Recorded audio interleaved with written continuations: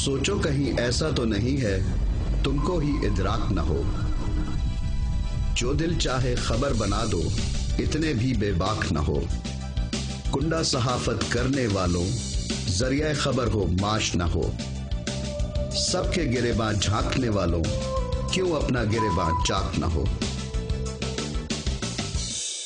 अस्सलाम वालेकुम। प्रोग्राम अपना गिरेबान में मतीउल्लाह जान। पिछले प्रोग्राम में हमने तनख्वाहों की अदायगी में ताखीर के बायस एक मीडिया कारकुन की खुदकुशी का जिक्र किया था।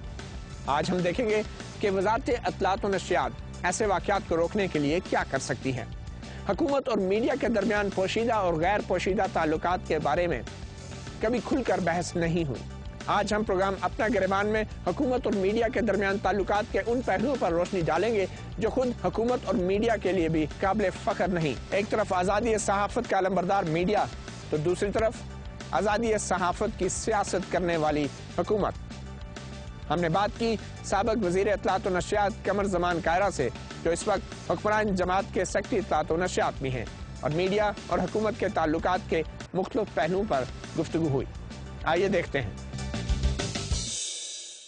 जी कायरा साहब, आप वज़ीर इत्तलात व नशरियात भी रहे हैं, बड़ी ताकतवर पोजीशन है किसी भी सियासी हुकूमत में, और मीडिया और सहाफ़त के हवाले से आपकी पार्टी हुक्मरान जमात वर्करों की पार्टी और वर्करों के हक़ में कहा जाता है इस पार्टी को बहुत ज़्यादा है।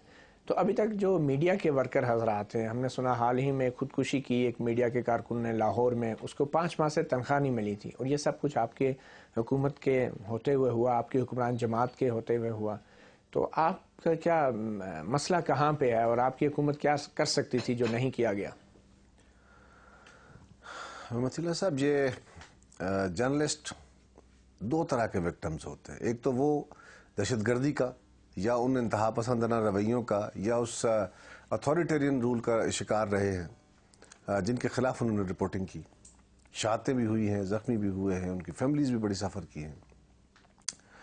और एक तसलसल के साथ जर्नलिस्ट और नॉन जर्नलिस्ट एज वेल, जो अखबारी वर्कर जिसे हम कहते हैं, ये दोनों अपने सेट से अपने मालिक के हाथों भी मजरूह होते हैं और उनके राइट्स वो भी छीनता है। मैं जितना अरसा वज़ारत इत्तलात का कलमदान मेरे पास रहा, मैंने कोशिश की, मिसाल के तौर पे 7th वेज बोर्ड अवार्ड था, वो पेंडिंग था, वो कई सालों से पेंडिंग था। मैंने PFUJ के साथ और नेशनल प्रेस क्लब के दोस्तों के साथ मिलकर उन्हें ये तजवीज़ दी कि आइए हम ट्राईपैक्ट डायलॉग कर लेते हैं कि उसमें अखबारी मालिकान भी हो जाएं, हम भी, गवर्नमेंट भी बैठ जाए और आप भी बैठें। लेकिन उन्होंने कहा कि नहीं, हमारा केस चल रहा है सिंध हाई कोर्ट में, वहाँ पे हुकूमत का वकील बाज़ औक़ात लेट हो जाता है और उस वजह से हमारा केस डिले हो रहा है। तो मैंने उन्हें इंश्योर किया कि अगर आप केस लड़ना चाहते हैं तो मैं आपके साथ हूँ। गवर्नमेंट का वकील अब कोई तारीख मिस नहीं करेगा, और उसके बाद से आज तक कोई केस मिस हुआ भी नहीं। मतीउल्लाह साहब, मसला ये है कि अखबारी सनत से मुंसलिक जो हमारे कारकुन हैं, ये पाकिस्तान के लेबर लॉ के तहत बेसिकली आते हैं।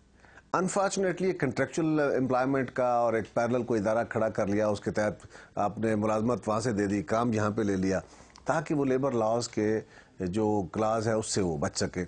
फिर ये भी होता है कि कारकुन जो होता है वो ऑलवेज गरीब होता है और वो अपने राइट्स लेने के लिए जाके वकील तो खड़ा नहीं कर सकता।